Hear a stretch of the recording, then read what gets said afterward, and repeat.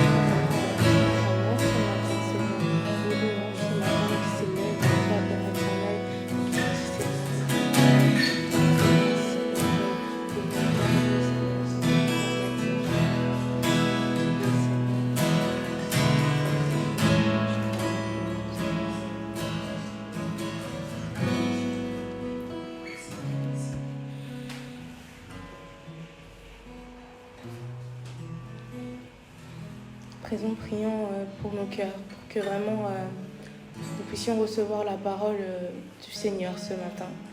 Que cette parole qui est vérité et qui doit être action dans nos vies puisse vraiment nous toucher, nous transpercer, que nous puissions avancer dans cette nouvelle année en sachant que nous servons un Dieu merveilleux, nous servons un Dieu bon et qui a vaincu la mort, qui a gagner la victoire pour nous.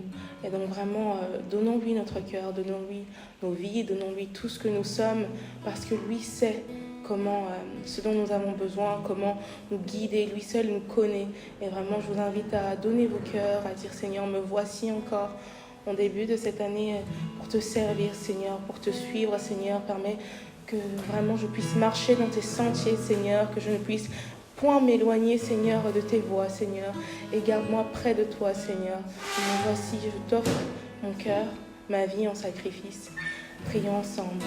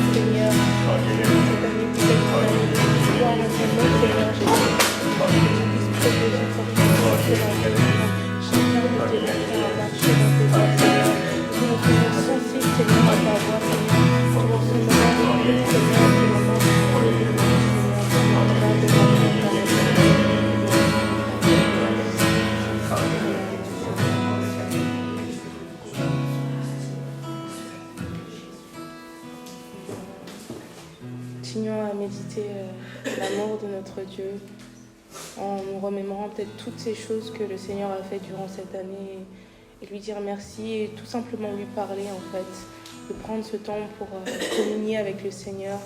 Donc je vous invite à méditer dans vos cœurs.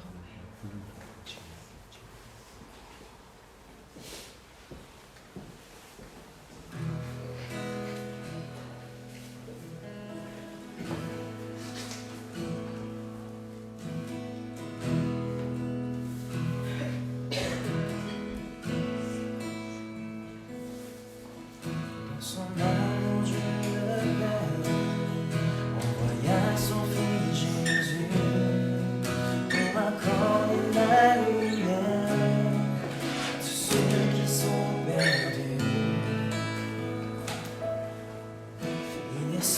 sur la terre, et les hommes l'ont rejeté. Ils l'ont cloué au calvaire, blessé, ressuscité. Christ est roi, Christ est roi, Christ est roi.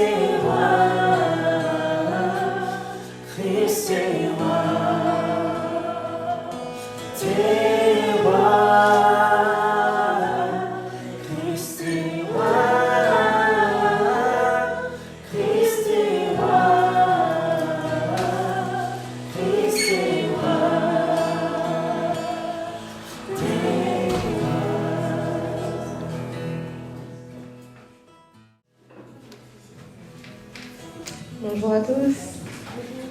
Bienvenue dans la maison du Seigneur. Amen. Amen. Cette fin d'année, je pense que voilà, elle est passée vraiment vite. On se retrouve encore pour louer le Seigneur, mais cette fois pour aussi clôturer cette année. Et je pense que ce qui est important, c'est vraiment de revoir et de donner notre reconnaissance à Dieu pour tout ce qu'il a fait. Dans le psaume 100, de 1 à 5, il est écrit « Poussez des cris de joie en l'honneur de l'Éternel, habitants de toute la terre. Servez l'Éternel avec joie, venez avec allégresse en sa présence. Sachez que l'Éternel est Dieu, c'est lui qui nous a fait, et nous lui appartenons. Nous sommes son peuple, le troupeau dont il est le berger. Entrez dans ses portes avec reconnaissance, dans ses parvis avec des chants de louange. Célébrez-le, bénissez son nom, car l'Éternel est bon. Sa bonté dure éternellement et sa fidélité de génération en génération. Amen. Et ce matin, donc, je vous invite à remercier votre Père, notre Père, d'avoir vraiment un cœur reconnaissant pour les bontés qu'il a fait, pour tout ce qu'il a fait durant toute cette année 2023, pour chacun d'entre vous, mais également pour notre Église. Et Seigneur, nous nous remémorons donc ce matin les combats pour lesquels tu as combattu pour nous, Seigneur. Tu nous as montré, Seigneur, que tu es un Dieu de miracles, le Dieu de l'impossible. Merci, Seigneur, pour tout ce que tu as fait, ta fidélité, ta bonté, la victoire que tu nous donnes. Et je vous invite donc à vous lever afin d'exprimer vraiment cette reconnaissance et notre joie ce matin à notre Seigneur. Amen. Et levons nos voix et louons notre Roi.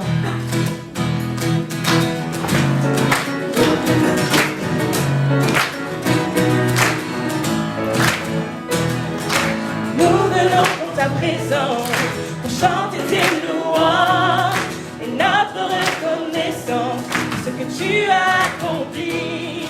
Tu nous as donné ta vie, ton amour et ta joie, et la louange envahit le cœur passionné de toi. Tu es le Créateur puissant, l'agneau ressuscité, de cela peut triompher de la mort et du péché. Tu as délivré ton peuple pour la vraie liberté. Je veux suivre tes pas, chaque jour être avec toi. Nous venons dans ta présence. Nous venons dans ta présence, chanter tes louanges et notre reconnaissance, ce que tu as accompli. Tu nous as donné ta vie, ton amour et ta joie, et la louange envahit le cœur passionné de toi. Tu es le Créateur puissant, l'agneau ressuscité, que cela peut triompher de la mort et du péché. Tu as délivré ton peuple pour la vraie liberté. Je veux suivre tes pas, chaque jour être avec toi. Tu es le Créateur puissant, l'agneau ressuscité, que cela peut triompher de la mort et du péché. Tu as délivré ton peuple pour la vraie liberté. Je veux suivre tes pas, chaque jour être avec toi. Nous venons dans ta présence, chanter tes louanges et notre reconnaissance pour ce que tu as accompli. Tu nous as donné ta vie, ton amour et ta joie, et la louange envahit nos cœurs passionnés de toi.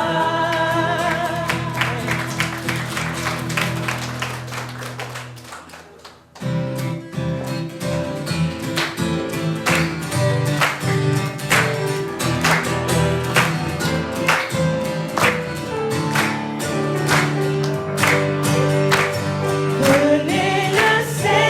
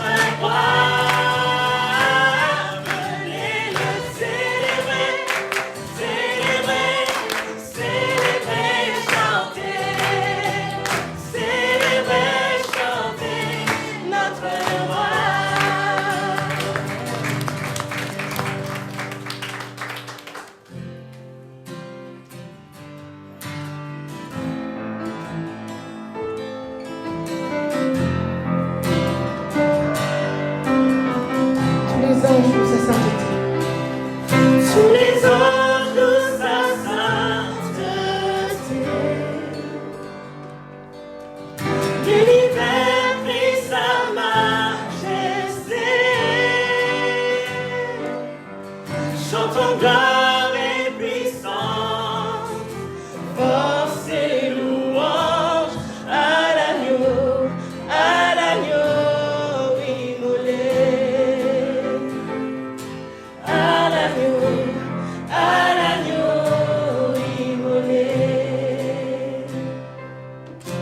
Les ténèbres ont reculé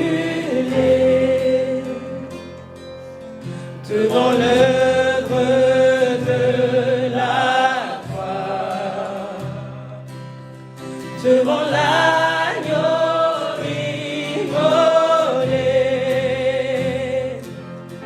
et le sang versé pour moi. Tous les anges louent sa sainteté, et l'univers s'écrie. L'univers prie sa majesté. Chantons gloire et puissance, force et louange à l'agneau immolé. À l'agneau immolé. De la vie qu'il a donnée à la vie qui veut l'envoie. Son amour est à jamais ma reconnaissance au roi. Tous les anges louent sa sainteté, et l'univers prie sa majesté. Chantons gloire et puissance, force et louange à l'agneau immolé. À l'agneau immolé.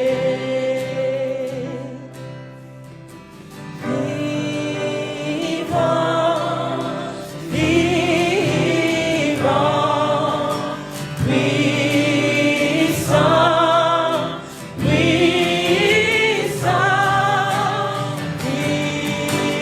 vivant, Dieu vivant, puissant, tout puissant, Dieu tout-puissant, Dieu tout-puissant, tous les anges louent sa sainteté. L'univers crie sa majesté. Chantons gloire et puissance, force et louange à l'agneau immolé. À l'agneau immolé.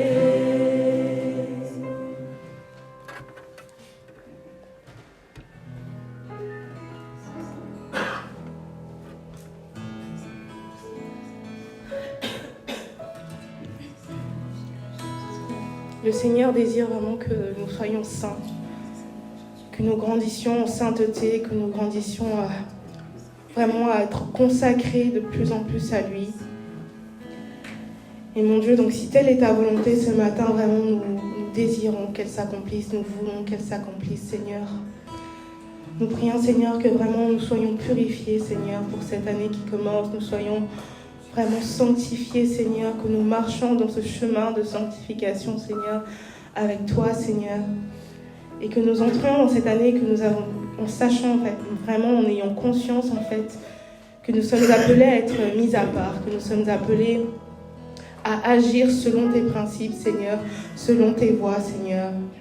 Et donc vraiment que nous puissions être ces imitateurs, Seigneur, de Christ cette année, Seigneur, que nos cœurs, nos manières de vivre, notre manière de parler. Donc Seigneur, vraiment à travers ce prochain chant, nous voulons te dire, Seigneur, purifie-nous et qu'à travers également les 5 jours de jeûne sous le thème mise à part, que tu puisses vraiment nous montrer ce que tu entends par être mise à part, Seigneur, et que nous puissions t'honorer. Donc vraiment, louons notre Seigneur en lui disant, Seigneur, purifie mon cœur.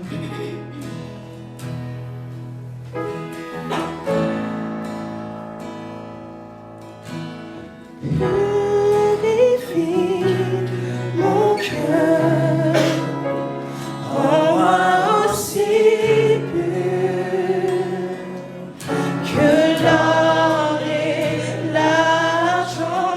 Purifie mon cœur, rends-moi aussi pur que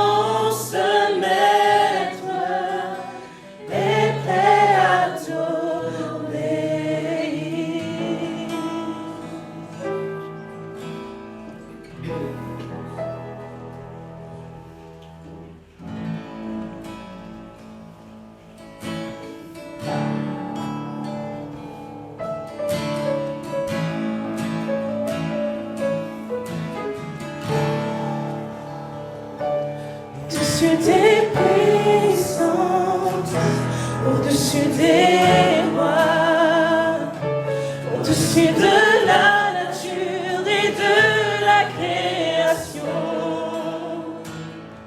au-dessus de tous les plans des hommes sages, bien avant le monde tu existais. Au-dessus des royaumes, au-dessus des trônes, au-dessus des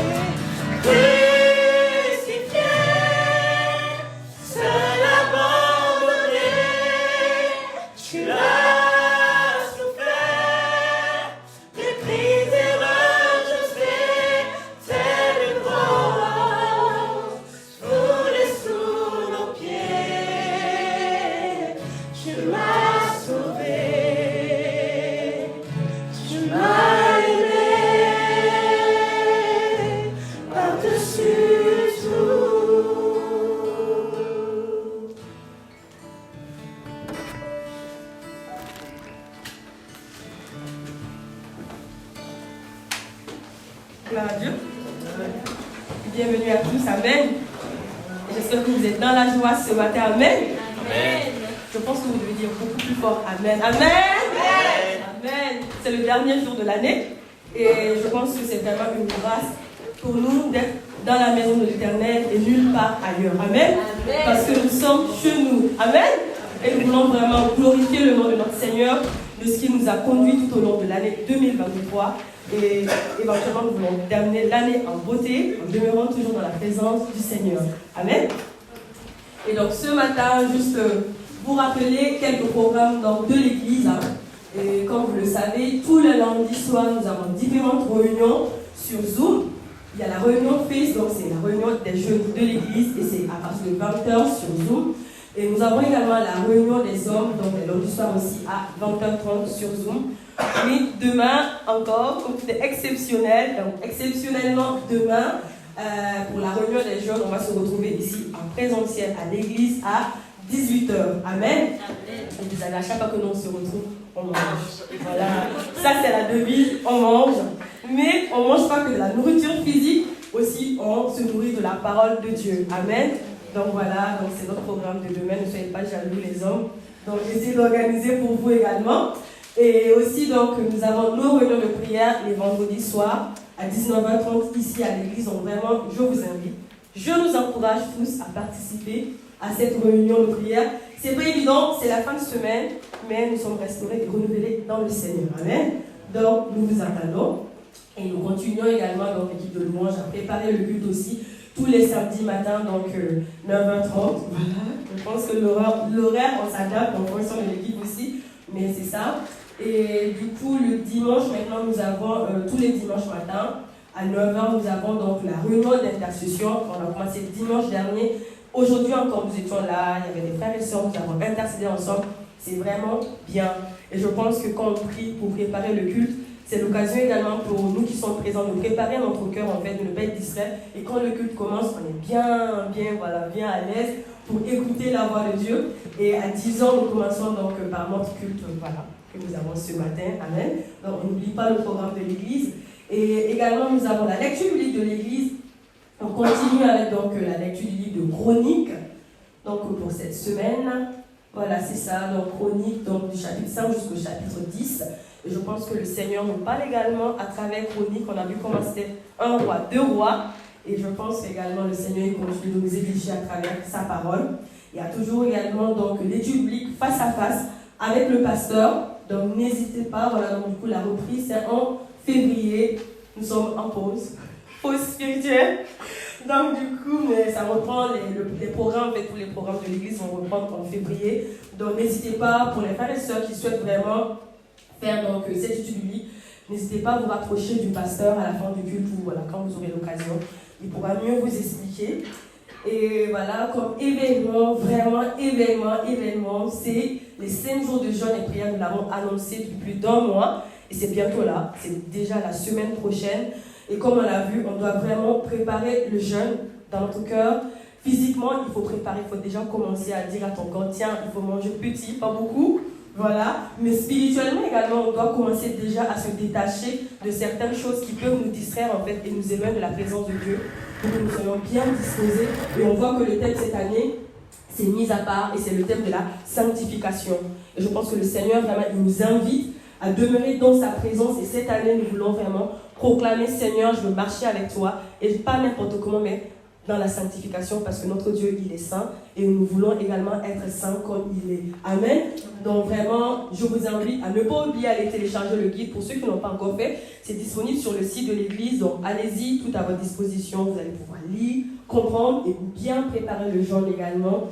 Et nous avons aussi la rencontre donc, avec le pasteur Bref. Le mois de janvier est vraiment béni.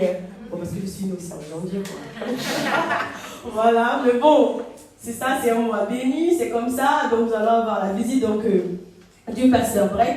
Et ça sera les samedi 20 et le dimanche 21. Je pense que le samedi, ça sera ici à l'église. Le pasteur donc, nous donnera l'heure et nous allons passer vraiment du temps avec le pasteur. Et je vous invite vraiment à noter cette date dans vos calendriers parce que il est incroyable et je pense qu'on va apprendre beaucoup de lui. Et à travers lui aussi, je sais que le Seigneur, il fait de grandes choses. et nous serons vraiment bénis. Donc n'oubliez pas, le samedi 20 et le dimanche 21, il sera avec nous pour célébrer le Seigneur. Amen. Nous continuons toujours avec notre beau projet, le projet Nouveau Bâtiment. Donc nous continuons, nous prions, mais également on a vu, il faut prier, il faut mettre également en action ce qu'on proclame, c'est ça.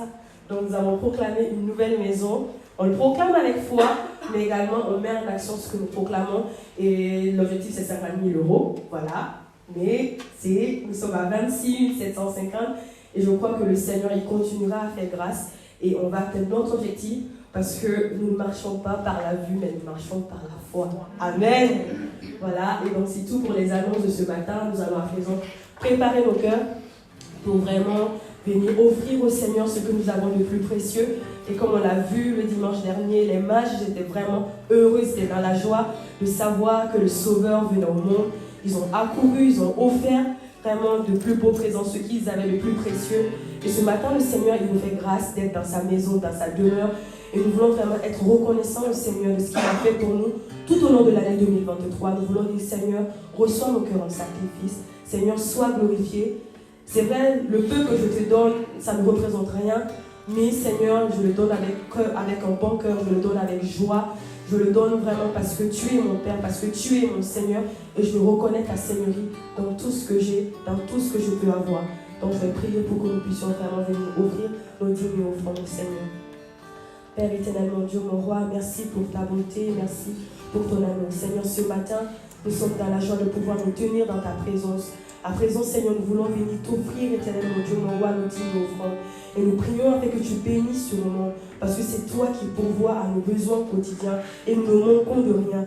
Et ce matin, Seigneur, nous voulons venir t'exprimer notre reconnaissance parce que tu as été avec nous tout au long de l'année 2023 et tu es encore avec nous, tu seras toujours avec nous comme tu nous l'as promis. Seigneur, reçois cette dîme et offrande comme un parfum de bonne odeur et que Seigneur, tu continues vraiment à faire de nous une source de bénédiction pour ton Église, pour les frères et sœurs, pour nos familles également. Sois béni, sois loué, sois glorifié dans le nom puissant de Jésus-Christ que nous avons prié.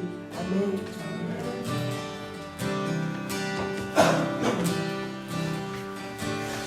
Notre Père éternel. Notre Père éternel, toi qui as fait Dieu tout-puissant, c'est par ton Saint-Esprit que Jésus fut conçu, Christ notre Sauveur. Et je crois en Dieu notre Père, et je crois en Christ son Fils, et je crois en ton Saint-Esprit, mon Trinité divine, et je crois à la résurrection, que nous vivrons à jamais, car oui, je crois dans le nom de Jésus.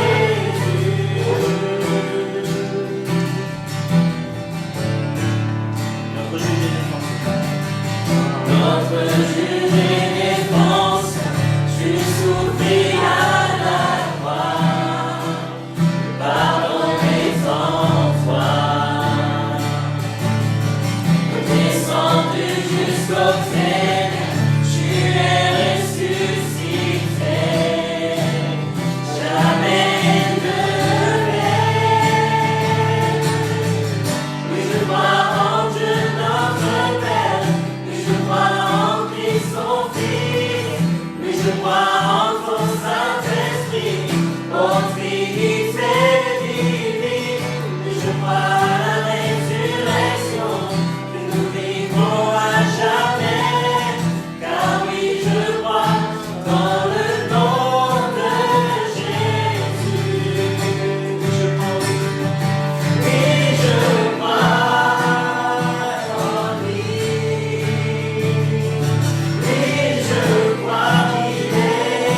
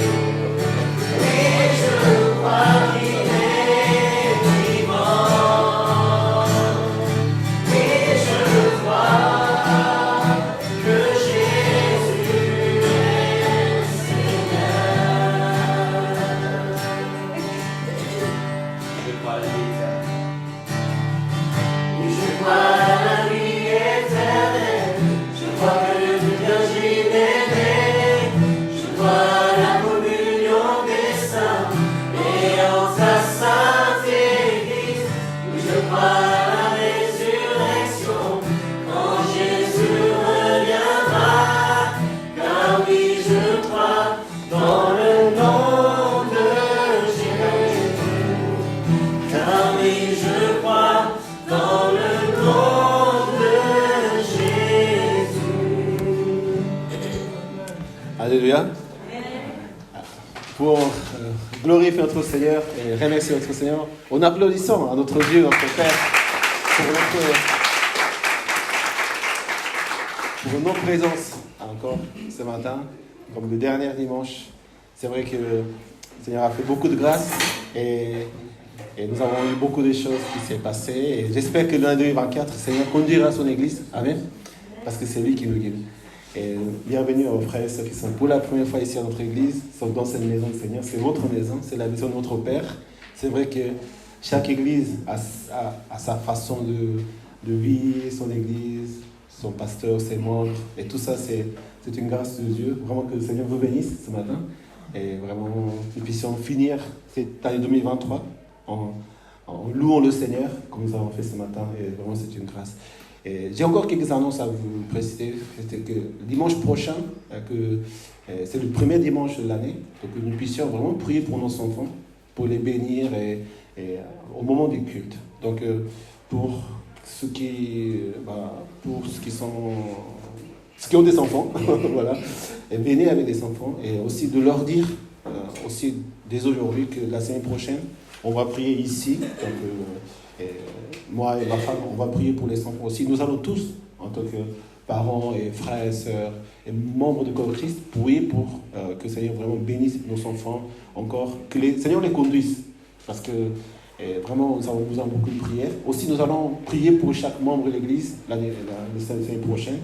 Et aussi le temps que Pasteur Brett, que vous avez connu déjà, c'est lui, pasteur, qui m'a accueilli dans sa famille. Donc, je suis son fils adoptif, on va dire quelque chose. Notre église fait partie de ce réseau Evenation.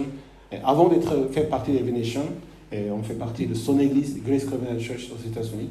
Donc, aussi prier que le Seigneur puisse nous donner vraiment sa bénédiction à travers son serviteur et notre pasteur aussi.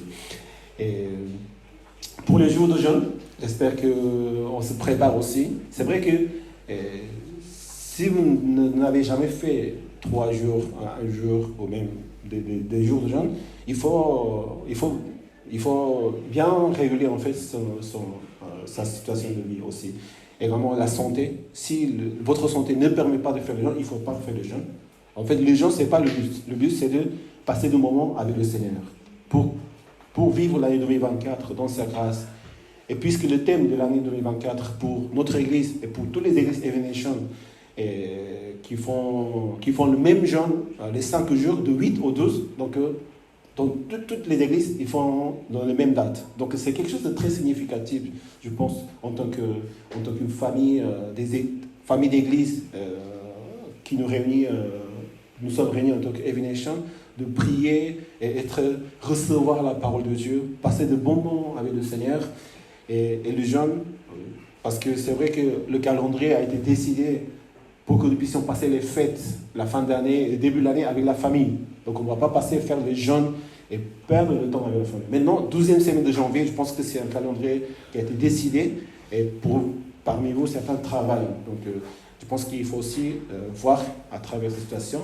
L'église elle sera ouverte de 18h jusqu'à 20h pour que nous puissions venir pour prier ensemble et louer le Seigneur ensemble, aussi partager la parole de Dieu.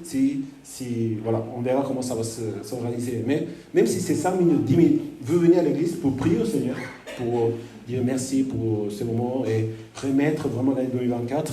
Et si vous avez eu des congés ou si vous pouvez faire vraiment le jeûne complet ou le jeûne avec que boire de l'eau, je pense que ça fait aussi partie des jeûnes, on va dire, que notre Seigneur Jésus il a fait dans la Bible. Maintenant, il y a plusieurs sortes de jeûnes qu'on a déjà expliquées, que vous pouvez télécharger sur le guide, sur le site de l'église.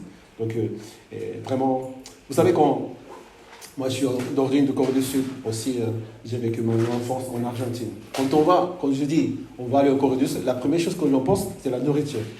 C'est-à-dire, on va manger ça, on va manger ci. Et vous savez qu'en Argentine aussi, on mange très très bien. Je sais, tous mes amis ils disent, il faut venir. Pourquoi faire? Pour manger. Ah bon? Parce que je sais qu'il y a quelque chose de bien dans la nourriture, n'est-ce pas? Mais dans le même optique, dans les jours de jeûne, il faut se dire, pendant les 5 jours de jeûne, je vais manger la parole de Dieu. Je vais recevoir la voix du Seigneur différemment. Parce qu'on met exprès ces 5 jours l'église, toutes les églises, pour recevoir la parole de Dieu. Soit on mange, ou soit on ne mange pas, ou soit les gens que vous choisissez à faire. Et je pense que si c'est la première fois que vous faites, il faut vraiment prier à Dieu que Dieu vous donne la grâce. Et je pense que Saint-Esprit nous guide aussi pour les jours de jeûne. Donc nous allons faire vraiment avoir la grâce de nous réunir les 5 jours ici. Et le vendredi soir, nous allons manger ici, ensemble, le soir. Donc le jeûne finira vers 19h, ou comme on fait d'habitude, à 20h. Une fois qu'on est réunis ici, on fera des témoignages, comment le Seigneur nous a parlé les uns les autres. Et tout ça, ça va être vraiment la première fois qu'on fait les 5 jours de jeûne ici à l'église, parce que nous, on faisait les 3 jours de jeûne à la fin de l'année. Mais Dieu a fait encore plus grâce pour qu'on fasse 5 jours. Donc Dieu nous aime beaucoup, Dieu vous aime beaucoup. Et donc il y a ces 12 annonces à faire. Et si vous voulez, on peut imprimer les guides de jeûne pour les personnes qui n'ont pas accès au téléphone ou au site internet ou qui sont plus confortables. On va imprimer pour la semaine prochaine pour que vous puissiez voir aussi. Vous pouvez nous demander qu'on imprime. On va imprimer pour ça. Merci beaucoup, merci à tous.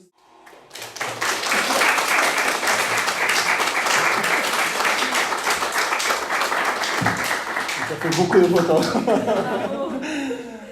Mais je pense que voilà, c'est à part les événements, tout ça, je pense que c'est vous qui êtes une bénédiction pour la gloire pour Dieu.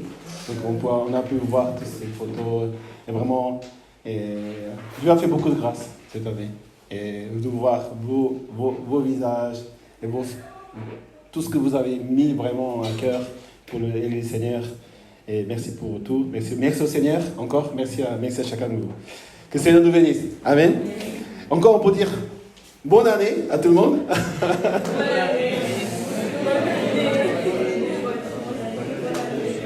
Alors,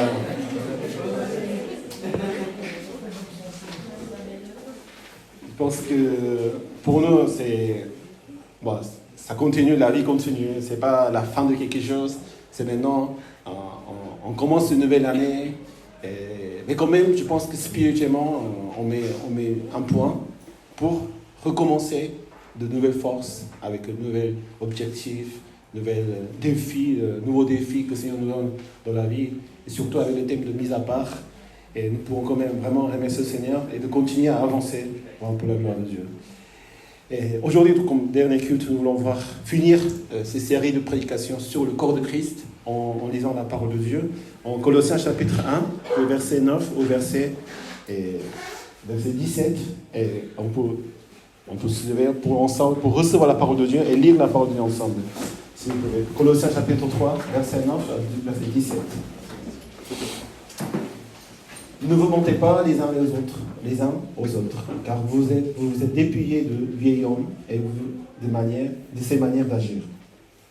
Vous avez revêtu l'homme nouveau qui se renouvelle pour parvenir à la vraie connaissance, conformément à l'image de celui qui l'a créé.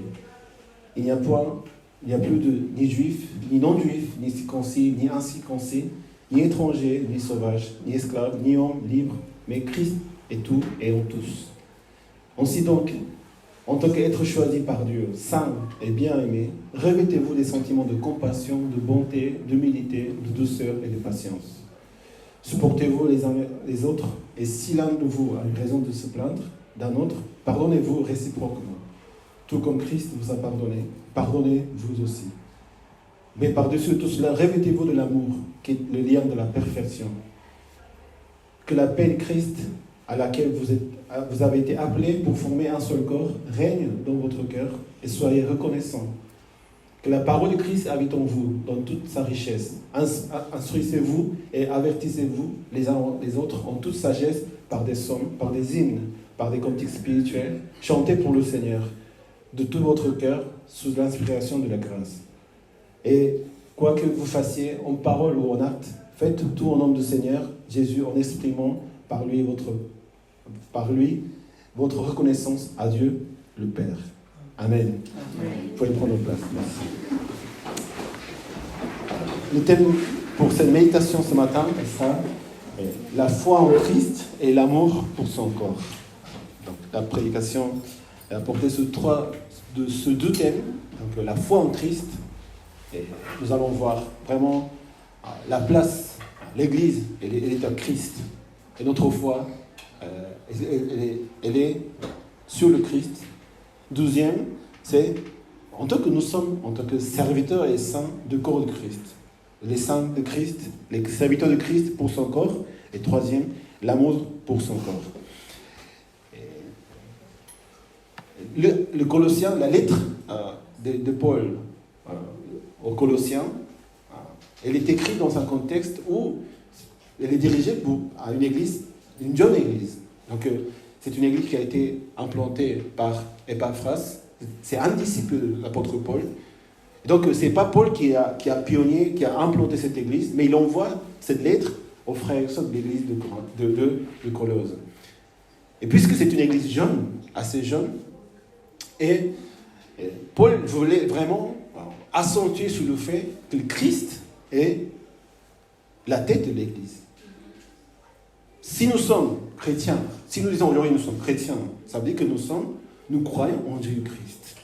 C'est-à-dire l'église, c'est le rassemblement des gens qui croient en Christ, des chrétiens. Chrétiens veut dire aussi des gens qui suivent le Christ. Donc nous sommes là pour notre Seigneur Jésus-Christ. Amen. Quand Pierre a confessé que Jésus-Christ était le Fils de Dieu, Dieu avait promis à lui qu'il bâtirait son église sur cette confession de Jésus-Christ. En tant que sauveur, en tant que Seigneur. La valeur de notre église, la valeur de tous les chrétiens, c'est la Seigneurie de Jésus-Christ. Nous sommes soumis à sa Seigneurie. Parce qu'il est le Christ, il est le Seigneur. Et puisqu'il est le Seigneur, il est notre Sauveur. Amen. Donc tous nous sommes là devant sa Seigneurie. L'église est sous la Seigneurie de Christ et nous sommes soumis à sa Seigneurie parce qu'il est le Seigneur. Nous ne sommes pas le propriétaire de cette église. Nous ne pouvons pas faire ce que nous voulons faire dans l'église. C'est vrai, nous venons à l'église pour le Christ, tout simplement.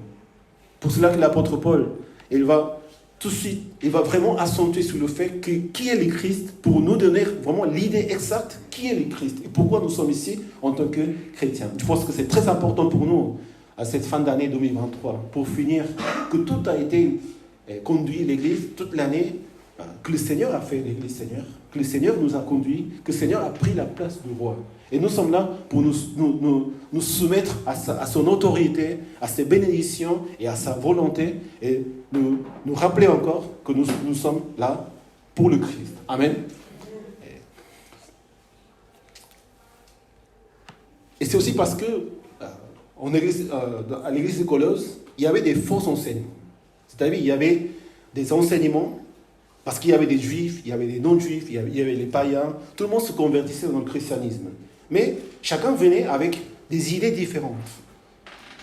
Donc, la Seigneurie de Christ, qui est la parole, qui est la base, qui est le fondement de l'Église, commence à s'effondrer avec d'autres idées, avec d'autres pratiques.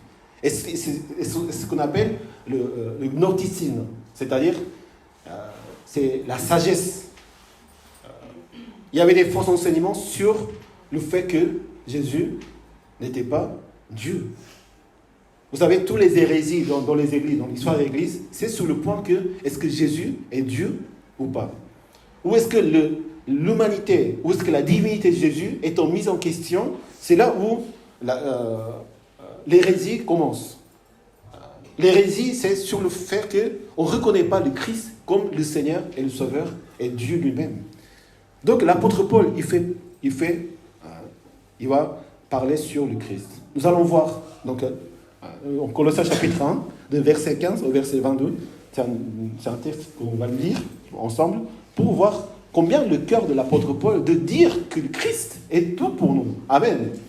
Et on n'est pas pour d'autres intérêts, on n'est pas pour d'autres choses. On ne peut pas être rassemblé par autre chose que le Christ, parce qu'il est Dieu, il est homme, il est notre Seigneur, notre Sauveur. Verset 15, le Fils est l'image de Dieu invisible, le premier-né de toute la création. En effet, c'est en lui que tout a été créé, dans le ciel et sur la terre, le visible et l'invisible.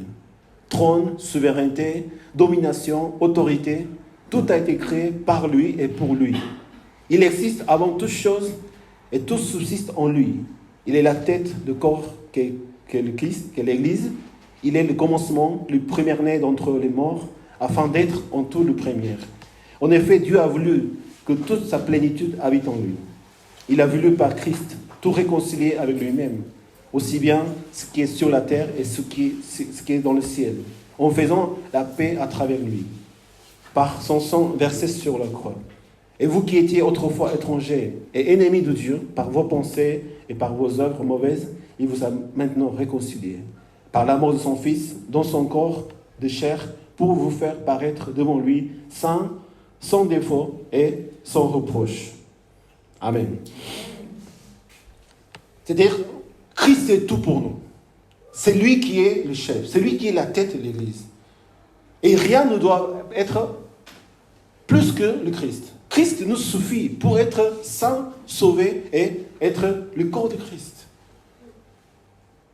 Si on ne cherche pas que le Christ dans l'Église, on se trompe.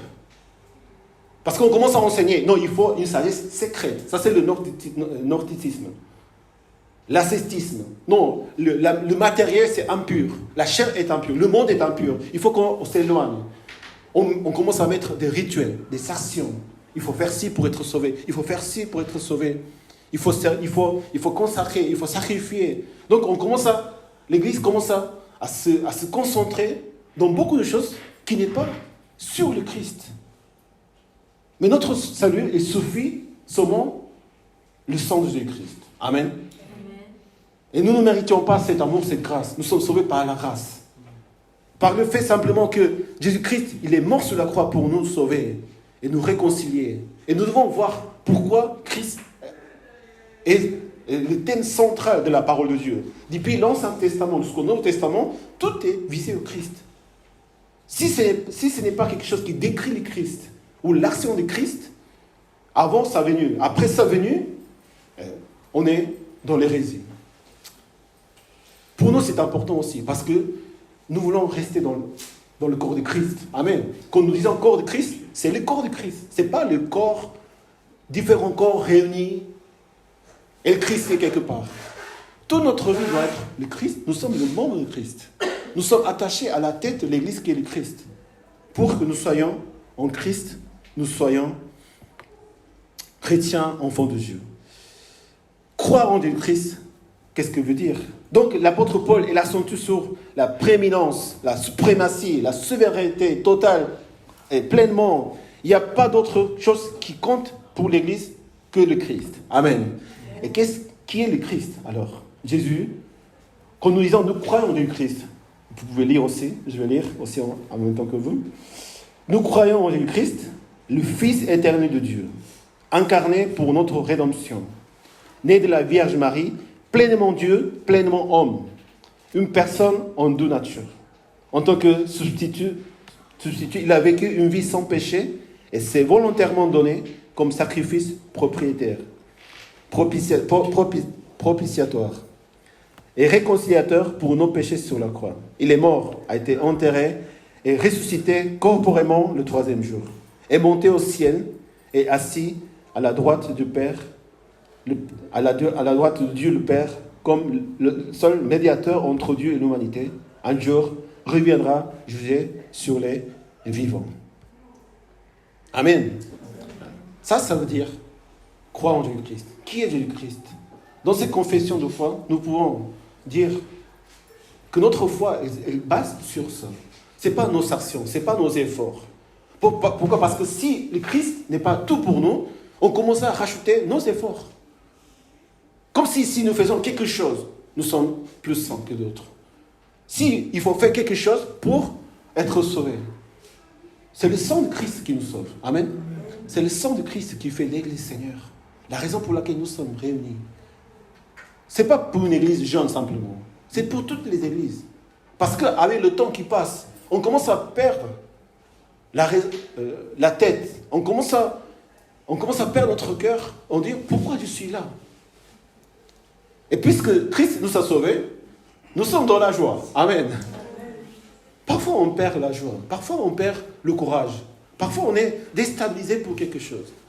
Mais si tu crois que Christ est le Seigneur, est le Sauveur, est pleinement Dieu, qui s'est fait homme, qui s'est incarné, le Verbe, la parole qui s'est incarnée, il est né en tant qu'un être humain, pleinement homme, il s'est donné à la croix, tu es libre. Tu reconnais sa seigneurie et tu commences à vivre en lui pleinement dans l'épanouissement que le Seigneur nous donne. Je pense que toute l'année 2024, nous devons vraiment marcher dans la parole de Dieu. C'est-à-dire dans les doctrines du Seigneur. Aussi dans la théologie. Parce que, à l'Église, nous devons... L'apôtre Paul, il a vécu sa vie pour enseigner, pour partager la parole de Dieu, pour que la foi des saints elle soit inébranlable. Mais notre relation, qui est importante, quand on va venir dans la deuxième partie, il ne suffit pas pour garder notre foi inébranlable, pour rester ferme dans la parole de Dieu. Parce qu'il y a des attaques, parce qu'il y a des esprits, il y a le monde, il y a notre cœur qui est dans la faiblesse. Si on ne tient pas la foi par la parole de Dieu, dans les bonnes doctrines, dans la bonne théologie, d'abord en commençant par la théologie, par la doctrine de Jésus-Christ, notre action, notre Église, elle commence à trembler. Que le Seigneur nous garde. Amen. Jésus est pleinement Dieu. Ça, c'est la première chose que nous devons savoir. Au commencement était la parole. Et la parole était Dieu. Et la parole était Dieu. Et la parole était avec Dieu. Et la parole était Dieu. Et la parole s'est fait homme. Elle a habité parmi nous, pleine de grâce et de vérité. Et nous avons contemplé sa gloire, une gloire comme celle du Fils unique venu du Père.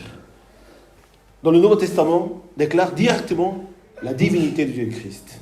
En Colossiens chapitre 2, nous avons lu tout à l'heure le Fils, l'image de Dieu, la plénitude de Dieu. Dieu comme le Créateur, tout est fait pour lui, par lui. C'est lui qui viendra juger, c'est lui qui nous sauve. Les seules choses que Dieu peut faire, il est en Jésus-Christ. C'est pour ça que nous pouvons confesser que Dieu, dans la Trinité, que Jésus est notre Dieu. Amen. Dieu le Père, le Fils, Saint-Esprit. Les trois, ils sont un, et un, ils sont les trois.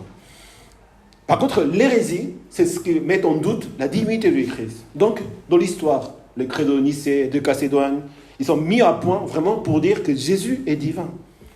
Et puisque Jésus est notre Dieu, et Dieu lui-même, pleinement Dieu, il peut nous sauver. Puisque Jésus est Dieu, il a vécu une vie sans péché. Et son sacrifice a de la puissance pour vaincre le péché. Parce que Jésus est Dieu, il est tout puissant, il peut transformer notre vie. Et encore aujourd'hui, si nous croyons, nous acceptons Jésus-Christ vraiment comme le Maître et le Seigneur, ta vie elle change. Puisque notre vie n'est pas vraiment soumise à sa seigneurie, à sa divinité, et on croit que Jésus-Christ est simplement un prophète, ou quelqu'un de bien, ou quelqu'un, un maître. Il a été aussi un maître, il était aussi un prophète, un prêtre. Il était le sacrificateur parfait, mais il est Dieu aussi. Amen. Donc on se soumet à lui, et on marche dans sa seigneurie. Parce que Jésus est Dieu, est pleinement Dieu, il a vaincu la mort sur la croix. Et parce que Jésus est notre Dieu, pleinement Dieu, notre vie appartient à notre Seigneur. Deuxième point, c'est Jésus est pleinement homme. En Philippiens chapitre 2, versets 6 au 8, lui qui était de condition divine, il n'a pas regardé son égalité avec Dieu comme du butin à préserver. Mais il s'est dépouillé lui-même en prenant une condition de serviteur, en devenant semblable aux êtres humains. Reconnu comme un simple homme, il s'est humilié lui-même en faisant preuve d'obéissance jusqu'à la mort, même la mort sur la croix.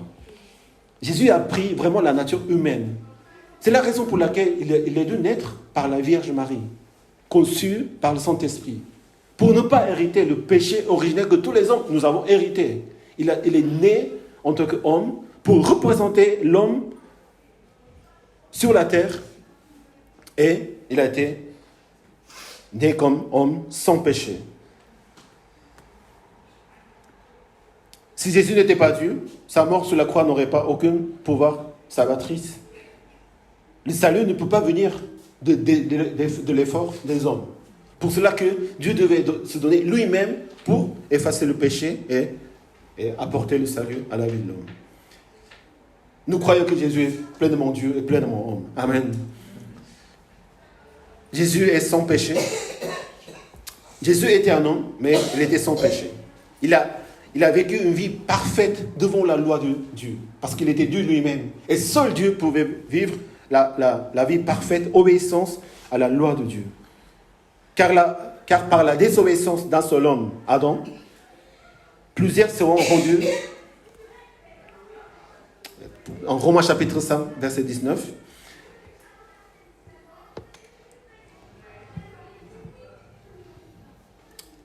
Excuse-moi, je vais lire ces parties de la Bible.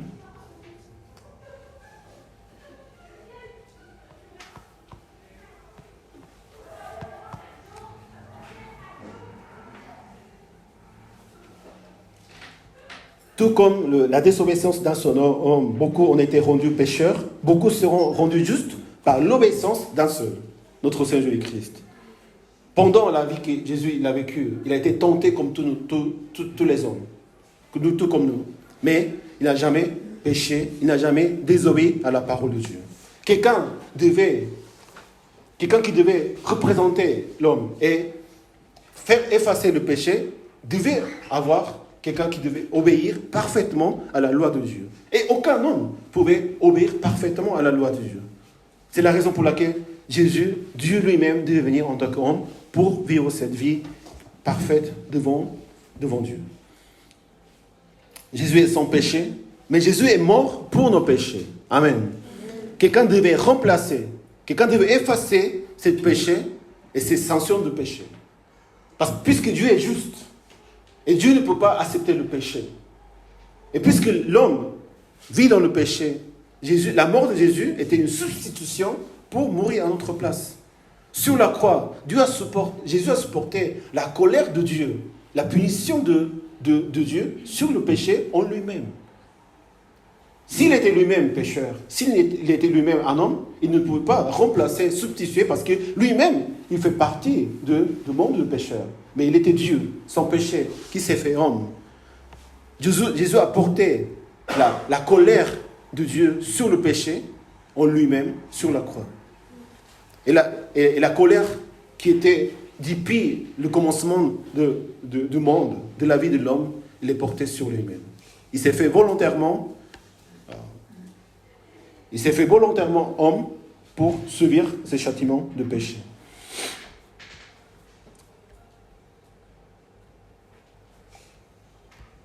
Et puisqu'il est mort pour notre péché, et le péché nous avait séparés de Dieu, maintenant nous sommes réconciliés avec le Père. Amen. Notre relation avec Dieu commence à travers cette mort, parce qu'il est mort sur nos péchés, et notre péché a été effacé. Et nous sommes été rachetés de notre esclavage du péché. À travers sa mort, nous sommes rachetés de l'esclavage du péché. Et nous qui étions dépravés, incapables de nous sauver, la mort de Christ nous a donné une nouvelle vie pour que nous puissions accepter cette nouvelle vie, commencer cette nouvelle vie dans le Seigneur. Cinquième, Jésus est ressuscité des morts. Et par la résurrection, le Seigneur nous donne ce salut. En 2 Corinthiens chapitre 15, il nous est dit, si Christ n'est pas ressuscité, notre foi elle est vaine. Mais puisque Christ est ressuscité, nous ne vivons plus dans le péché. Amen.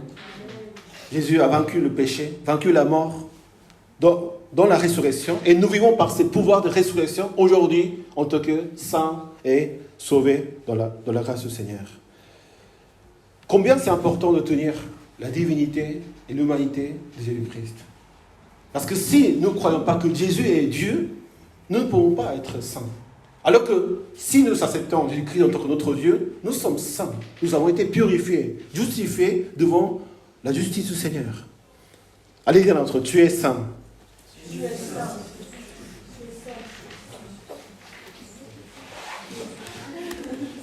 Et c'est sur cette foi que nous vivons dans l'Église du Seigneur.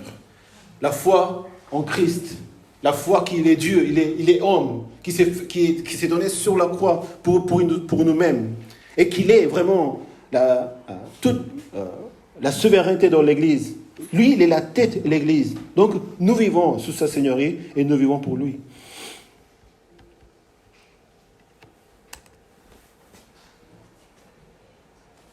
Deuxièmement, l'apôtre Paul, il parle au sein de l'Église colosseuse.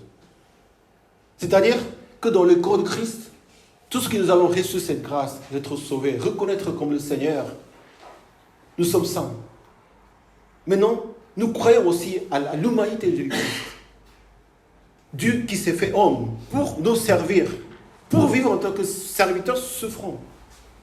Quelqu'un qui a reçu la grâce Seigneur, on suit le Christ. C'est-à-dire, on ne peut pas rester dans notre vie, dans notre pensée. Oui, je suis sauvé, nous sommes dans le Christ. Par contre, ce qui nous met, en vivant dans sa seigneurie, nous devenons comme le Christ, serviteurs de Dieu. Amen. Serviteurs du corps de Christ. Paul avait envoyé Épaphras pour donner la naissance à l'église de Colosse. Et il dit ceci: il est pour vous un fidèle serviteur de Christ. Amen. Nous avons à l'église beaucoup de serviteurs du Seigneur. C'est-à-dire, il écrit au sein, n'est-ce pas? D'abord, c'est une grâce d'être serviteur de Dieu. Être serviteur, c'est servir le corps de Christ. Être là pour servir. Et l'apôtre Paul, quand il dit, vous les saints, c'est-à-dire les serviteurs sont là pour servir les saints. Les serviteurs ne sont pas des gens supérieurs. Ne sont pas des gens plus saints que les autres. C'est des personnes qui ont reçu cet appel de Dieu pour servir le Seigneur. Amen. S'il n'y a pas de serviteurs dans le corps de Christ, des gens qui croient en Christ, déjà, de croire vraiment qu'il est venu pour nous sauver et nous donner cette vie. Et donc, on appartient maintenant au Christ. Et quand on appartient au Christ, puisqu'il est la tête, il y a un corps. Nous appartenons au corps de Christ. Mais dans ce corps de Christ, s'il n'y a pas de serviteur, le corps ne peut pas exister. Tout simplement. Et grâce à ces serviteurs, vraiment grâce à ces services, que le Seigneur bâtit son Église. En voyant toutes les photos de l'année 2023, je pense qu'aujourd'hui, nous voyons aussi notre Église telle qu'elle est aujourd'hui. Nous marchons parce qu'il y a des serviteurs dans le corps de Christ. Amen. Mais nous servons les saints. Nous ne sommes pas là pour commander, pour diriger, comme dans le monde. Mais avec l'humilité, avec le cœur de serviteur. On est là pour servir les saints. Vous êtes les saints de Dieu. Amen. Nous sommes les saints les uns les autres. Être serviteur, ce n'est pas quelque chose de supérieur, ou quelqu'un qui se dit non, je connais plus que d'autres, mais c'est simplement parce qu'on a reçu un appel de Dieu pour servir. Et il dit, il est un serviteur fidèle de Dieu pour vous. Un serviteur doit être fidèle. Dieu appelle les fidèles à travers la fidélité. La fidélité, ce n'est pas seulement en faisant quelques actions. Ça dure dans le temps. Des années. Et je crois fortement parce qu'il y a beaucoup de serviteurs dans l'église, parce que ça fait des années et des années qu'on sert ensemble le Seigneur. Amen. Il faut que ça dure. Il faut que vous montriez au Seigneur que vous êtes fidèles autant des années. Et vous savez, il se passe beaucoup de choses dans la vie, n'est-ce pas? Dans la vie de l'église aussi. Il y a des attaques, il y a des choses difficiles. L'église n'est pas toujours comme ça. C'est toujours, il y a beaucoup de choses qui se passent. Mais malgré ça, nous devons rester fidèles si nous voulons servir le Seigneur. Amen. Et nous pouvons servir le Seigneur parce que Christ, il est le roi. Et il est là avec nous. Grâce encore à vraiment chacun de vous. Je pense que quand même, je n'ai pas trop l'habitude de remercier à chacun de vous. Et je ne peux pas nommer à chaque personne pour vous, tout ce que vous avez fait dans le Seigneur. C'est vrai, c'est une grâce d'avoir servi le Seigneur. Mais quand même, merci à chacun de vous pour tout ce que vous avez fait pour l'Église du Seigneur. Le culte, la louange, les vendredis, samedis, dimanches, les répétitions, les réunions, face, hommes, le repas de l'église, l'école de dimanche, l'école des enfants, le service, le nettoyage, le diaporama, le vidéo, les montages, les affiches, la trésorerie, de trouver les moyens de pouvoir vraiment de faire vivre l'Église du Seigneur. Vous êtes des serviteurs de Dieu. Vous êtes saints, non seulement saints, mais les saints appelés à servir le Seigneur, c'est quelque chose de très très fort. Sans vous, l'Église n'aurait pas été possible. Sans des serviteurs, des églises fermes. On aurait pu être fermés à un moment aussi. Mais puisqu'il y avait des serviteurs de Dieu qui se sont donnés, consacrés, avec un cœur généreux, avec des dîmes et des offrandes, avec des participations, avec les présences, tout ce que vous avez fait, le Seigneur reçoit. Et grâce à vous, vraiment, l'Église aujourd'hui ici. Et encore, je voudrais remercier chacun de vous parce que vous m'avez vraiment soutenu dans mon ministère. C'est vrai que vous avez fait pour le Christ, mais quand même, dans le Christ, les serviteurs de Dieu, en tant que pasteur, avoir votre soutien, comme Moïse avait Aaron et Hur, comme les disciples du Seigneur, ils étaient ensemble. Moi et ma femme, on sert le Seigneur en tant que serviteur et on rend grâce au Seigneur. Mais votre soutien, votre support, votre prière, votre cœur, pour nous, c'est un grand soutien. Et je remercie vraiment chacun de vous, personnellement. Et je remercie le Seigneur pour ces merveilleux frères et sœurs. Amen. Les serviteurs du corps de Christ, ils sont là pour souffrir. Parce que l'apôtre Paul lui dit, je suis devenu serviteur. Je me réjouis maintenant de mes souffrances pour vous.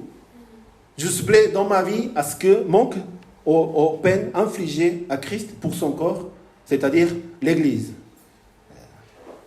L'Église ne peut pas s'édifier sans des sacrifices, sans des souffrances. Et ça demande des sacrifices. On n'est pas là simplement pour recevoir quelque chose. On est prêt à souffrir pour le Christ parce que ça demande de la souffrance. Ça demande les sacrifices, des efforts. J'aimerais quand même aujourd'hui aussi honorer à tous les parents. Amen. Parce que je suis aussi parent. Vous serez des parents aussi. Mais nos parents, ils ont fait beaucoup de sacrifices pour nous. Pour élever nos enfants, pour élever les enfants, vous faites des sacrifices énormes. Vous savez, pourquoi l'apôtre Paul, il peut parler de cette façon à ces églises-là? Parce qu'il est le responsable. Il est le père spirituel. Il est le serviteur de Dieu. Il est celui qui a la responsabilité sur ses épaules.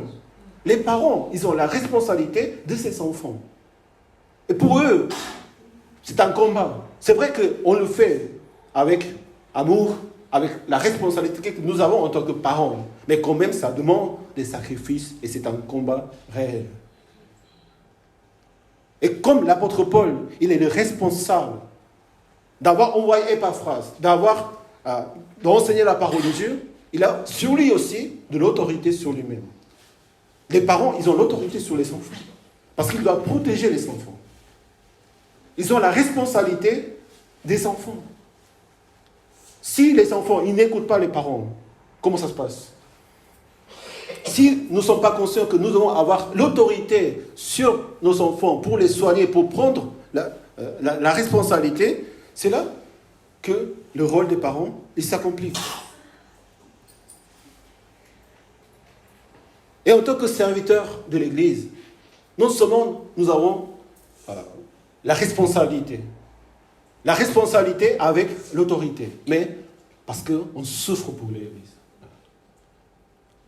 Si nous voulons servir le Seigneur en tant que serviteur, nous devons être prêts à souffrir pour le Christ, pour le corps du Christ. C'est à cela que je travaille en combattant avec sa force et qui agit puissamment en moi, dit l'apôtre Paul. Le but, c'est de rendre les saints inébranlables.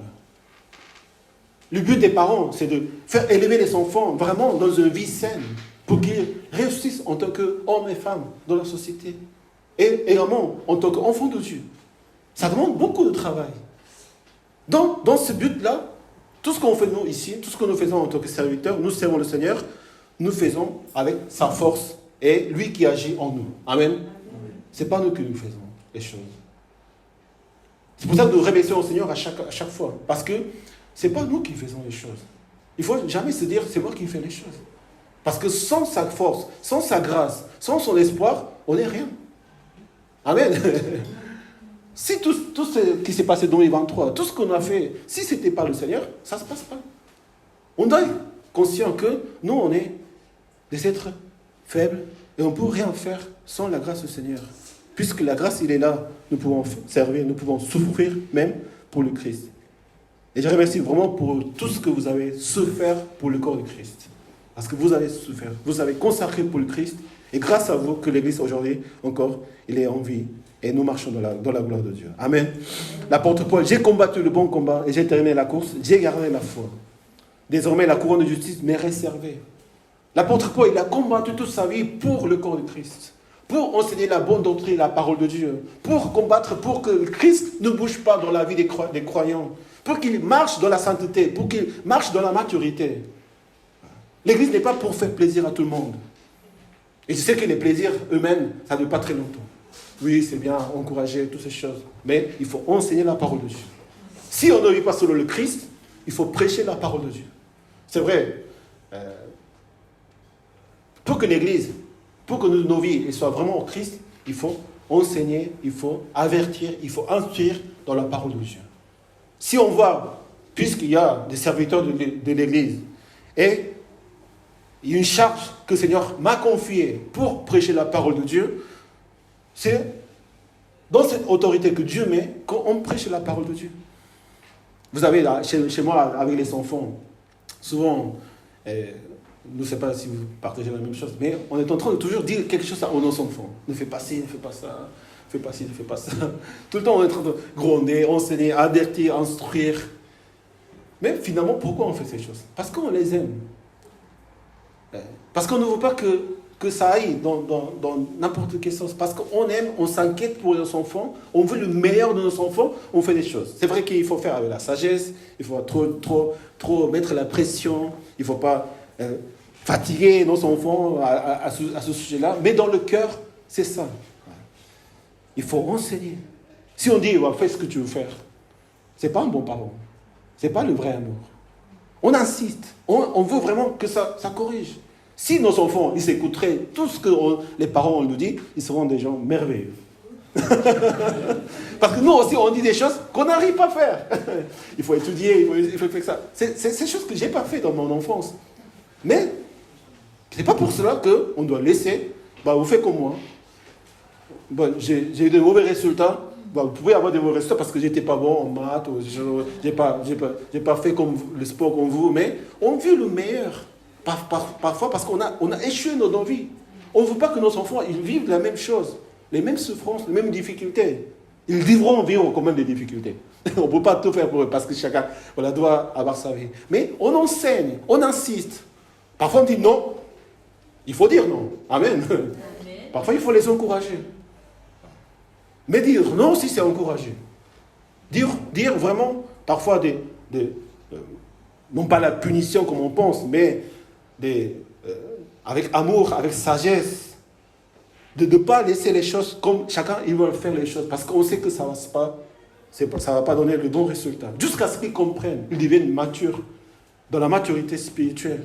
Une fois qu'on est dans la maturité spirituelle, on devient des serviteurs, on devient des collègues les uns les autres, on marche dans la gloire de Dieu. Mais si on voit des choses qui n'ont pas, il faut enseigner, il faut dire, parce qu'on aime son Église et on aime les frères et sœurs. Amen.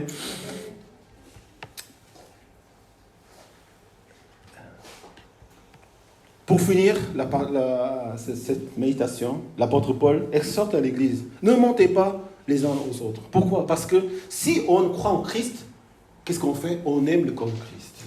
J'aime le Seigneur, mais on n'aime pas le corps de Christ, c'est-à-dire les membres, les familles chrétiennes, les frères et sœurs. C'est pas la foi de la divinité, de l'humanité de Christ. Jésus-Christ, il s'est sacrifié lui-même pour nous sauver, pour nous aimer, pour nous servir.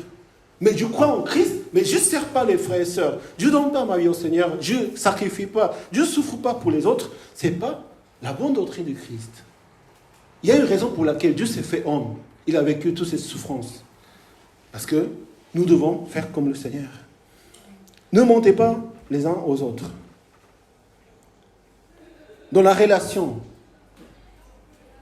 une fois qu'on croit, accepte le Christ en tant que notre Seigneur et notre Sauveur, notre relation dans le corps de Christ commence. Et notre relation vers le Christ, vers le corps, c'est d'aimer les frères et sœurs, aimer le corps de Christ. Ne mentez pas les uns aux autres.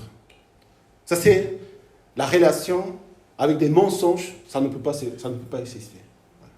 Amen. Le mensonge, c'est le piège de l'ennemi. Quand on ment, quand on fait des mensonges, il n'y a plus de relation. Quand on n'est pas sincère, quand on cache. Dans le corps de Christ, on fait semblant d'être croyant en Christ. Mais on n'obéit pas, on ne soumet pas à la Seigneurie. La relation ne s'établit pas. Il faut confesser, il ne faut pas mentir. Il faut vraiment vivre dans la foi dans le Seigneur. Vous savez, c'est un grand défi pour nous aussi, pour toutes les églises, de rétablir la relation entre les frères et sœurs. Et c'est à cela que nous combattons parfois. Parce que nous devons combattre pour garder la relation dans l'église. Amen. Nous ne sommes pas là, chacun pour soi-même. Chaque église locale, le Seigneur met les membres dans la Seigneurie de Christ. Mais dans cette Seigneurie, on vit ensemble. Malgré nos différences, malgré les choses. Et là, tout ce qu'il faut faire d'abord, c'est de ne pas mentir, ne pas cacher, être sincères les uns les autres. Il n'y a plus de juifs, il n'y a plus de non-juifs. Il n'y a plus de ni circoncis, ni étrangers, ni sauvages, ni esclaves, ni hommes libres, mais Christ est tout et en tous. Puisque notre différence ne peut pas nous rassembler en tant que corps de Christ, mais c'est possible parce que le Christ, il est en nous. Amen. Parce que dans l'Église, Christ est tout et Christ est en tous, chacun de nous. Nous sommes unis parce que nous sommes unis à la tête de l'Église qui est le Christ. Nous ne sommes pas unis parce que notre culture marche ensemble. Notre Église est une Église très très multiculturelle. Moi-même, je ne suis pas français, je suis coréenne, il y a beaucoup de nationalités différentes, ethnies différentes, des cultures différentes. Que si ça n'aurait pas été vraiment le corps de Christ, on n'aurait jamais mangé ensemble. On n'aurait jamais parlé ensemble. On aurait peut-être été des ennemis des uns des autres. Mais puisque tu dois souffrir, parce que tu vis dans le Christ, tu dois accepter, tu dois pardonner, tu dois supporter, comme dit la parole de Dieu. Et c'est l'Église que le Seigneur veut de nous. Parce que le Seigneur ne veut pas que nous soyons unis par la culture. Amen. Le Seigneur ne veut pas que nous soyons unis parce que nous sommes semblables. On peut aimer, on peut être une église du Seigneur, vraie église du Seigneur, seulement par le Christ. Parce que tu crois en Christ. Tu sais ce qu'il a fait. Tu sais ce qu'il est. Qui est vraiment le Christ. Et à quoi nous avons été appelés. Parce que nous devons être ensemble malgré les différences.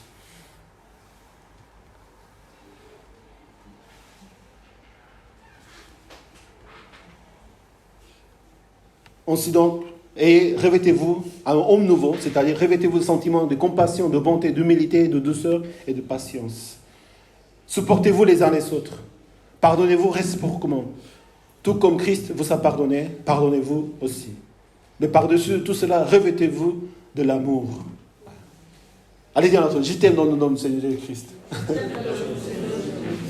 Mais il faut aimer. Il faut aimer. On est là pour aimer le corps de Christ. On n'est pas là pour être servi et être aimé. On est là pour aimer. Amen. Ça, c'est la raison pour laquelle le Seigneur nous a donné sa joie et sa paix. Que la paix de Christ, à laquelle vous avez été appelés pour former un seul corps, si vous avez reçu la paix de Christ, ce n'est pas pour vous-même. C'est pour former le corps de Christ, un seul corps. Et quand on est ensemble, on doit apporter la paix de Christ. Pas la querelle, pas la division, pas la haine. On doit vraiment respecter chaque saint du Seigneur et vraiment aimer avec la paix que le Seigneur nous donne.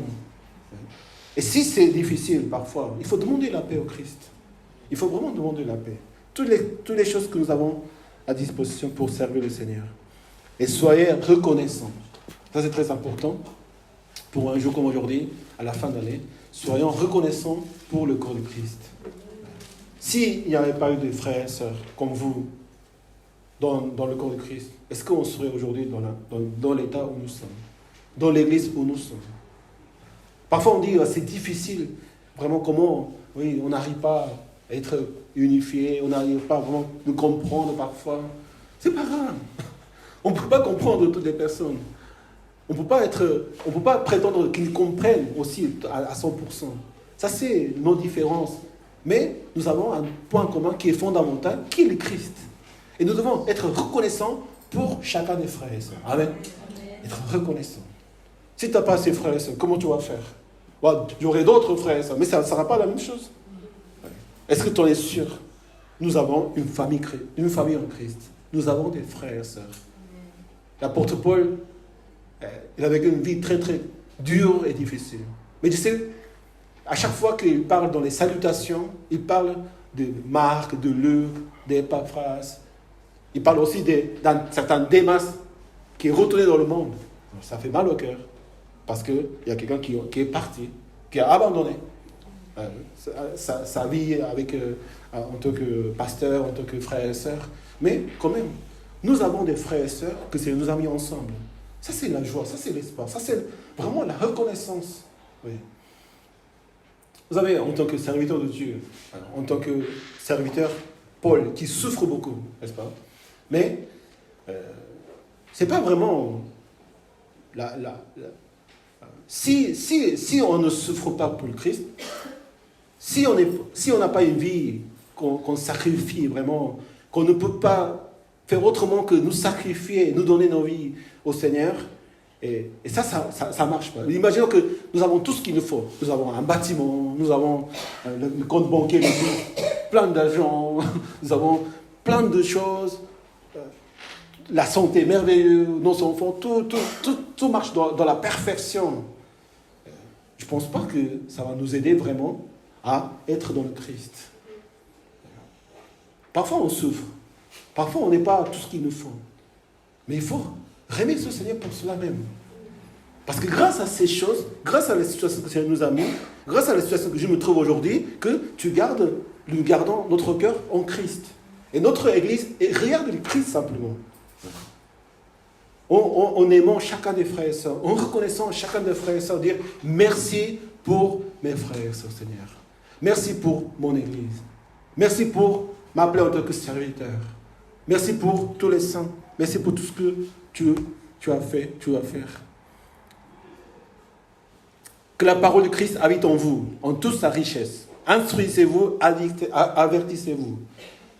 Ça, c'est le rôle des serviteurs de Dieu, d'enseigner la parole de Dieu, dans toute sa sagesse.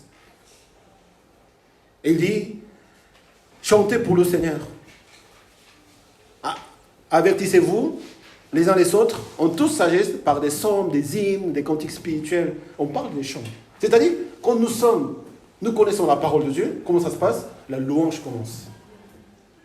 L'année 2024, nous allons louer le Seigneur. Vous savez, la louange, c'est quelque chose de fondamental dans la vie de l'Église. Il se passe quelque chose dans ces moments.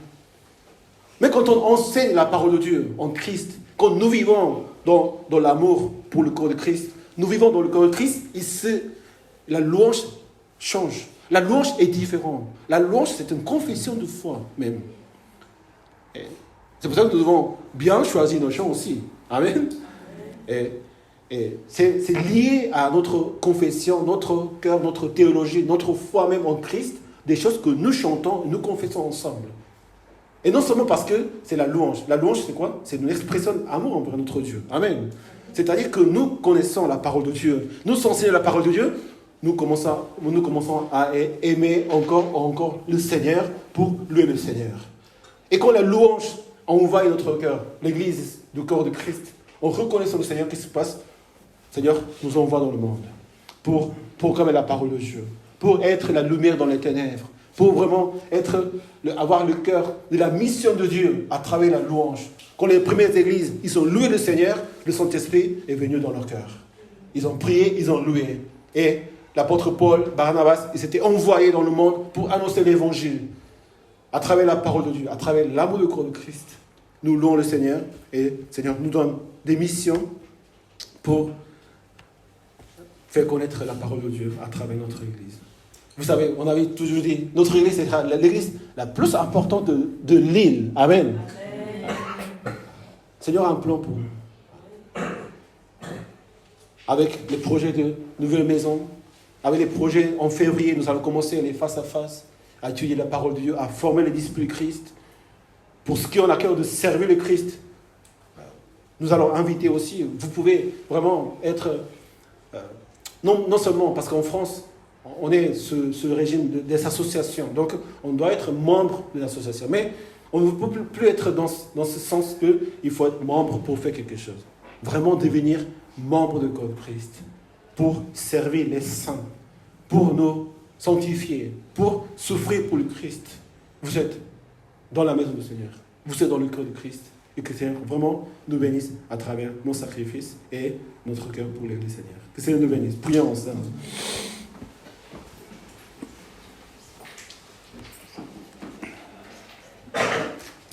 Notre Seigneur, il s'est donné à la croix. À travers sa résurrection, et en envoyant son esprit, il a fait naître l'Église, Seigneur. Et nous croyons la foi en Christ et l'amour au corps de Christ.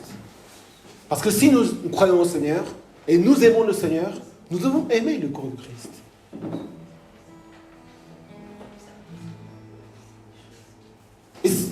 Et de devenir serviteur fidèle de Dieu dans l'Église, Seigneur, c'est ce que nous avons eu comme grâce dans l'Église. Et grâce à vous, grâce à serviteurs, grâce aux gens qui ont souffert pour préparer les réunions, pour cuisiner, pour non seulement des choses physiques, matérielles, mais vraiment pour soutenir les frères et sœurs. Parce que vous avez fait selon ce que le Seigneur vous a donné à cœur de faire. Continuons à servir le Seigneur. Continuons à glorifier notre Dieu. Continuons à aimer notre Seigneur. À garder la foi en Christ. Pleinement Dieu, pleinement homme. Qui s'est donné volontairement lui-même pour souffrir, pour nous sauver. Servir Dieu, être serviteur de Dieu, doit être volontaire. Mais l'Église doit enseigner comment nous avons été sauvés. Que veut dire être croyant? Que veut dire être chrétien? Quelle est la seigneurie de Christ dans ta vie? Est-ce que vraiment ta vie, elle est sous la seigneurie de Christ déjà? Ça commence par là. Est-ce que ta vie entière, elle est soumise à la seigneurie du Seigneur? Ou est-ce que ça, simplement Jésus est une partie de ma vie? Le dimanche, dans ma vie religieuse. Ça ne marche pas comme ça. Jésus est tout. Il est le Créateur. Sur lui, il y a toute la souveraineté, l'autorité, la domination. Il est Dieu lui-même qui s'est fait homme pour nous former dans son corps.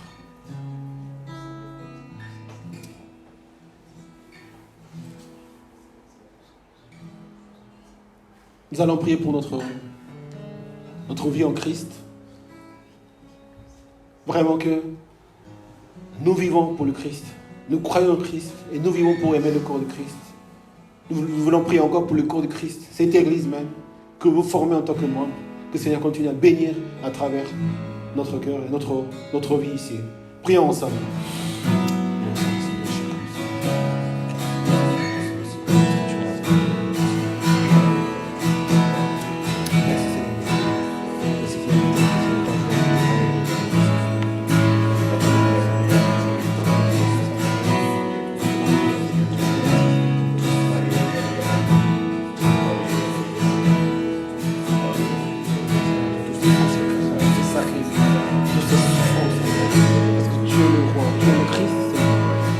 Bénir à travers tout ce que tu as fait.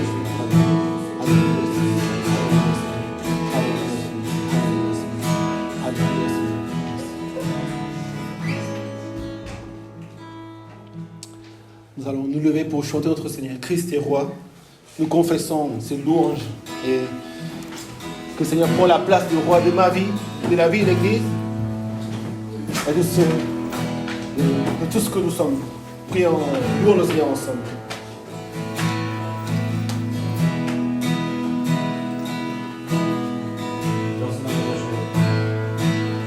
Dans son amour, Dieu le Père envoya son Fils Jésus pour accorder la lumière à tous ceux qui sont perdus.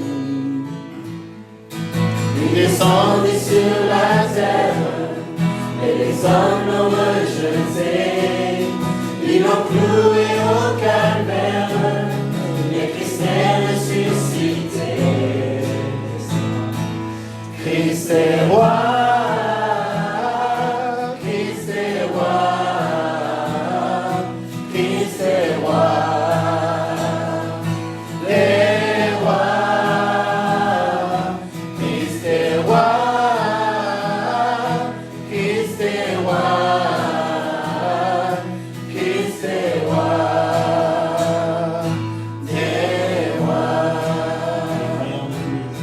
Les croyants de tous les âges portent son nom sur leur cœur. Dans l'épreuve, ils gardent courage, car leur Dieu est un sauveur.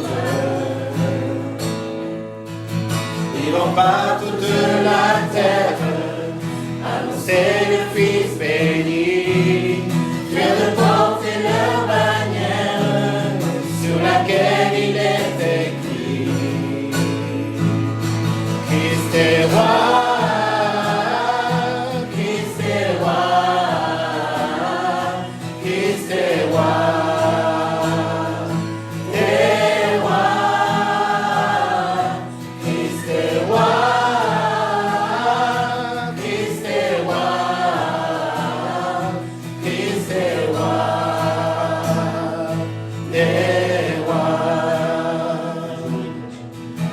Tous les chrétiens du monde seront rassemblés par lui.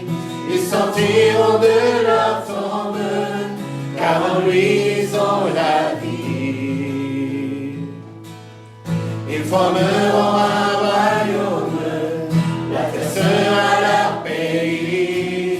Leur hymne sera un psaume à la barbe du Messie.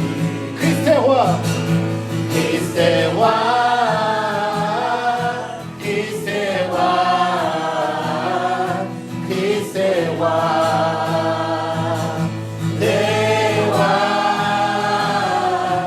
Christ est roi,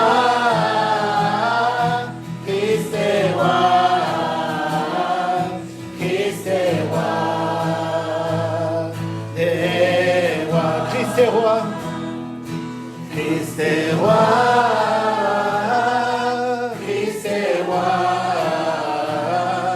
Christ est roi, des rois. Christ est roi,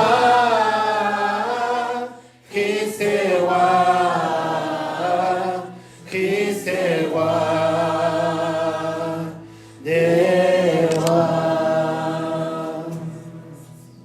Seigneur, merci pour cette année 2023. Merci Seigneur d'avoir conduit ton Église. Seigneur, d'avoir donné cette vie spirituelle, cette famille spirituelle en toi. Le corps de Christ, Seigneur. Merci Seigneur pour tous ces serviteurs, toutes ces personnes, Seigneur, qui ont sacrifié, Seigneur, qui ont souffert vraiment pour garder, Seigneur, ton Église, pour aimer ton corps, Seigneur.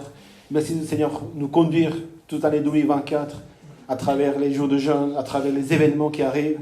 Vraiment, nous puissions aimer, Seigneur, ton corps de Christ, Seigneur. Et nous aimons, Seigneur, nous t'aimons, Seigneur, le Christ. Seigneur, aide-nous, Seigneur, ne pas regarder en tant que personne, en tant que simplement des personnes, Seigneur, que nous sommes là. Mais, Seigneur, aimer ton corps, Seigneur. Aimons le corps de Christ. Amen. Amen. Seigneur, bénis, Seigneur, cette fin d'année. Seigneur, les fêtes en famille, Seigneur.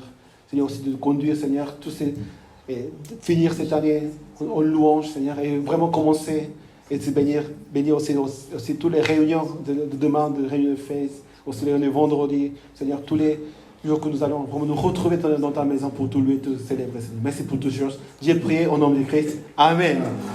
Applaudissons au Seigneur pour glorifier notre Dieu encore.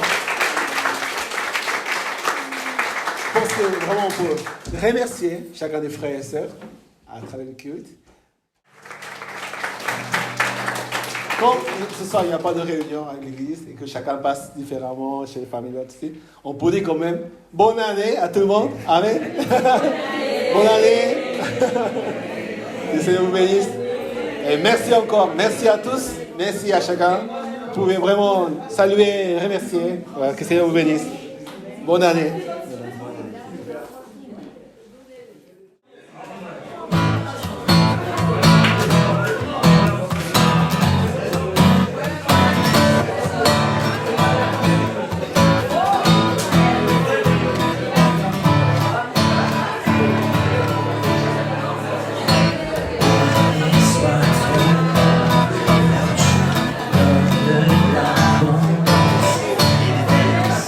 Sa bienveillance